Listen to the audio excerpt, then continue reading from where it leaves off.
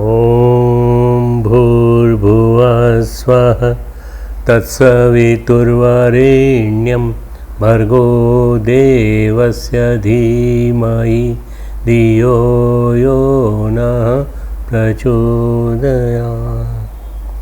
ॐ असम्भवं सम्भवकर्तुमुद्यतं प्रचण्डझञ्झावृतिरोधसक्षमं युगस्य निर्माणकृते समुद्यतं परम महाकालमहं नमाम्यहम्। परम पूज्य गुरुदेव परमन्य माता जी की सूक्ष्म उपस्थिति में भाइयों बहनों, ये जो यौवन काल है इसके बारे में भगवान कृष्ण ने एक बहुत अच्छी बात कही है। भगवान कृष्ण ने कहा है कि ये ऋतु नाम कुसुमाकर में ऋतुओं में वसंत ऋतु के समान। ये जो यौवन काल है ये एक वसंत ऋतु है, कुसुमाकर वसंत ऋतु के समान है। और वसंत ऋतु है तो वसंत ऋतु का मतलब क्या होता है? उल्लास, हमारे अंदर की शक्तियाँ सब पूरी की पूरी बिखर बिखर के पूरी शरीर से निखर निखर के सारी चारों तरफ फैल जाती हैं, उसको हम वसंत ऋतु कहते हैं। चारों तरफ पुष्प ही पुष्प, चारों तरफ फूल ही फूल, चारों तरफ देखें तो आपको देखने में लगेगा कि जैसे सारे के सारा सौंदर्य, मादक सौंदर्य प्रकृति का निखर के आ गया। ये वसंत ऋतु है। और ये वसंत ऋतु जब किसी व्यक्ति के अंदर आ जाए, समझना चाहिए कि ये युवावस्था से गुजर रहा है। ये युवावस्था कभी भी आ सकती है। 15 से 35 साल युवावस्था मानी गई है, पर इसके अलावा भी आ सकती है, कभी भी आ सकती है। परम पूज्य गुरुदेव ने लिखा है एक जगह 1965-66 की अखंड ज्योति में कि ये जो युवावस्था है ये मध्यकाल में भी आ सकती है, मध्यावस्था में भी आ सकती है। जब आदमी के जीवन में वसंत आ जाता है तो उसके जीवन में उत्साह, उमंग, उल्लास और यौवन प्रस्फुटित होता रहता है सब जगह से। युवावस्था जो है वो एज से रिलेटेड नहीं है, वो उस उत्साह से रिलेटेड है जिस उत्साह से आपकी शारीरिक परिस्थिति न होते हुए भी आप झुक कर के पेड़ लगाते हैं और पेड़ लगा करके आप उसमें पानी देते हैं नियमित रूप से। आप घर घर जाते हैं, जन जन के बीच में जाते हैं। ये युवावस्था है। आपके अंदर अंदर से बाहर तक गुरुदेव माता जी छलकते हुए दिखाई पड़ते हैं। ये युवावस्था है। आपके अंदर से उमंग छलकती हुई दिखाई पड़ती है और ये उमंग जो है बार बार आपको एक वो देती है, इम्पिटस देती है, एक प्रेरणा देती है कि हमें निरंतर काम करते रहना है, निरंतर काम करते रहना है। हम थकेंगे नहीं। हारे मन और थके तन से कोई युवा नहीं हो सकता। जब आप ये युवा की परिभाषा समझ जाएंगे तो आपको लगेगा आपके अंदर भी एक युवा है। इस आयु में सबसे बड़ा खतरा है नशे का। इस आयु में सबसे बड़ा खतरा है उन डेविएशंस का जो आपको खींच के कहीं और ले जाते हैं। मैं आज विनोबा का एक वाक्य पढ़ रहा था, जो मेरे पास एक विनोबा का कैलेंडर रखा है, कि जो आपको शुचिता और जो आपको शुद्धता, चित्त की शुद्धता से परे ले जाए, ऐसे विचारों में लीन होने के बजाय आपको ये सोचना चाहिए कि हम कौन से अच्छे विचार सुन सकते हैं, समझ सकते हैं। ये हमको सोचना चाहिए। ये मैं सोचता हूँ ये इनका वाक्य जो है विनोबा का बड़ा महत्वपूर्ण है। विनोबा ने ये वाक्य 365 दिन के लिए 365 वाक्य दिए। अभी मैं एक तैयार करवा रहा हूँ इन्वेंट्री, उसमें 365 गुरुदेव के बहुत प्रेरणाप्रद वाक्य 365 दिनों के लिए एक कैलेंडर में बनेंगे, जो वो कैलेंडर हर घर में होगा, हर व्यक्ति के पास होगा।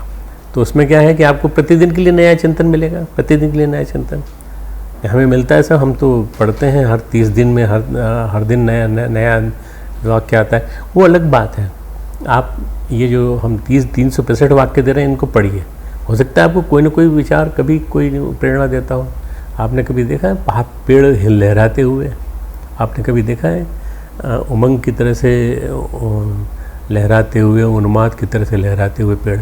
आंधी आती है तब, या पानी आने वाला हो तब। इस तरह से यदि आपके अंदर वो उन्माद आ जाए और यदि वो उमंग आ जाए तो फिर आप कुछ देखेंगे नहीं, फिर तो आप चल पड़ेंगे काम करने के लिए, मिशन का काम करने के लिए, मिशन के आंदोलन को सक्रिय करने के लिए। मित्रों, ये जो है यौवन का उन्माद, ये जब आएगा तो आपको नशे की ओर नहीं ले जाएगा, आपको ले जाएगा सृजनात्मक गतिविधियों की ओर। 3 चीज़ें हैं, देह का महाबल, देह में शक्ति हो, प्रतिभा का पराकाष्ठा और आपकी आत्मा का तेज। ये 3 यदि हैं, जो 3 में से तीसरी चीज़ बहुत अच्छी थी वो थी स्वामी विवेकानंद में। आत्मा का परम तेज, सबसे बढ़कर महान उद्देश्य के लिए बलिदानी साहस, महान उद्देश्य के लिए आगे बढ़ चढ़कर बलिदान करने के लिए जिसके मन में साहस हो, वो युवा सफल युवा है, सार्थक युवा है और उसका यौवन सार्थक है।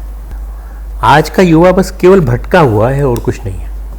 इस युवा को यदि इन भूली हुई कहानी फिर से याद करो, बलिदान की तुम याद करो, तो याद कराएंगे तो हो जाएगा, हो सकता है आ जाए। जैसे हनुमान जी को याद कराया कि भाई तुम कौन हो, तुमको मालूम है, बस जो नहीं जानते हैं जग में प्रभु संकट मोचन नाम तिहारो। आपने किसी ज़माने में सूरज का भक्षण कर लिया था, और सूरज को भक्षण करते समय आपने ये भी नहीं देखा कि आप कैसे सूरज तक पहुँचेंगे, पर आप सूरज तक पहुँचे और सूरज को आपने अपने मुंह में निगल लिया, सारी जगती में अंधेरा छा गया। फिर उसके बाद आपने देवताओं की प्रार्थना पर उस सूरज को निकाला। बड़ी विलक्षण कहानी है, पौराणिक कहानी है, पर हम सब के लिए काम की है। असंभव को भी संभव करके दिखाने वाला पुरुषार्थ युवा में होता है, असंभव को भी संभव करने वाला। जो हमारे गुरुदेव के लिए हम एक छोटा सा स्तोत्र बोलते हैं, असंभवम संभव कर्तुम उद्यतम प्रचंड झंझा वृत्तिरोध सक्षमम युगस्य निर्माण कृते समुद्यतम परम महाकाल। आप सब महाकाल के अंगव्य हैं, आप सब के अंदर महाकाल की शक्ति है, और महाकाल के अंगव्य होने के नाते आप कुछ भी कर दिखाने में सक्षम है। अपनी शक्ति को तो पहचानो, थोड़ा विश्वास तो करो, अपने बल को पहचानो। वास्तव में देखते देखते आपके अंदर बहुत सारे जो गुण हैं, सद्गुण हैं, वो आते चले जाएंगे। मित्रों, युवा विश्वरत्न ने महान तप किया, और गायत्री मंत्र जो आज हमारे पास है, जिस रूप में है, वो केवल इसी वजह से है कि हमारे युवा विश्वरत्न ने विश्वामित्र बनकर उसको हमारे लिए सुलभ कराया। वही विश्वामित्र हमारे परम पूज्य गुरुदेव हैं, युग विश्वामित्र। उसी विश्वामित्र की तपस्थली में हम बैठे हैं। शांति कुंज उनकी तपस्थली है। जब भी हम कोई बात शांति कुंज के बारे में कहते हैं, सोचना चाहिए ये विश्वरथ की तपोभूमि है, विश्वामित्र की तपोभूमि है। रावण के महाआतंक की व्यूह रचना को नष्ट करने के लिए श्री राम ने अभियान को आरंभ युवावस्था में कर दिया था, और युवावस्था में आरंभ करके उन्होंने विश्वामित्र का मार्गदर्शन लेकर उन्होंने सारी ताड़का, सुबाहु, मारीच सबको मारा, और उसके बाद उन्होंने बला अतिबला सीखी, और उसके बाद रावण के पास पहुंच गए और रावण को उन्होंने मार गिराया। मित्रों, महर्षि विश्वामित्र अगस्त के मार्गदर्शन में समस्त विश्व की एकमात्र महाशक्ति, उस समय रावण सबसे ज़्यादा शक्तिशाली था पूरे विश्व में। इसके लिए श्री राम को आना पड़ा, मर्यादा पुरुषोत्तम। श्री राम कोई छोटे मोटे काम के लिए नहीं आए थे कि एक आध 2 राक्षस को मार देंगे इसको। वो आए थे, श्री राम जो आए थे वो आए थे राक्षस वीर और एक अनुदान प्राप्त, वरदान प्राप्त रावण को मारने। उन्होंने रावण को पराजित किया, महाशक्ति को, और एक जन अभियान का रूप दे दिया। देश की वीरता के महान प्रेरक अगर कहा जाए तो वो युवा संत विवेकानंद थे। स्वामी विवेकानंद की एक क्लास फेलो थी, और उस समय वो बहुत बड़े राज्य की रानी थी, राजकुमारी थी। उसने एक पत्र लिखा है विवेकानंद को कि विवेकानंद तुम इस समय बहुत संकट से गुजर रहे हो, भुखमरी का भी संकट है, परिवार भी तुम्हारा संकट में है, तुम एक काम कर सकते हो क्या कि तुम मुझसे शादी कर लो, और उसके बाद ये राज्य तुम्हारा हो जाएगा, और उसके बाद फिर तुम जितना चाहो उतना काम कर सकते हो, जितना चाहो काम कर सकते हो। आकर्षक प्रस्ताव। उस युवक ने उस प्रस्ताव को निरस्त कर दिया और कहा कि तुम्हारे इस प्रस्ताव के सामने मेरा अपना खुद का जो गुरु का शक्ति है, गुरु की शक्ति का प्रताप है, उसके माध्यम से मैं पानी पी के गुजारा कर लूँगा, पर मैं तुम्हारे पास नहीं आऊँगा।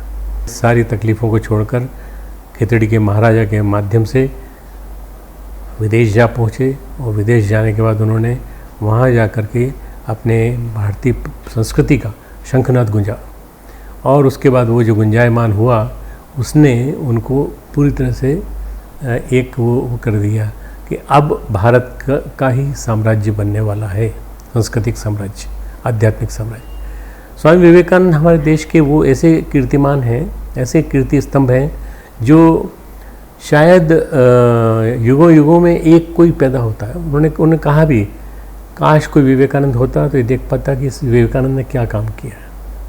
काश कोई एक और विवेकानंद होता तो ये देख पाता कि इस विवेकानंद ने क्या काम किया। दूसरा, 1500 साल तक मेरा काम जिंदा रहेगा, कोई भी इसको नहीं समाप्त कर पाएगा। उनका साहित्य, उनके वाक्य, उनका लेखन, सब कुछ अभी भी जिंदा है। और वो मित्रों, स्वामी विवेकानंद ने जो युवावस्था में जो किया वो एक इतनी बड़ी बात है, जिसको मैं कहूँगा एक असंभव को संभव करके दिखाया।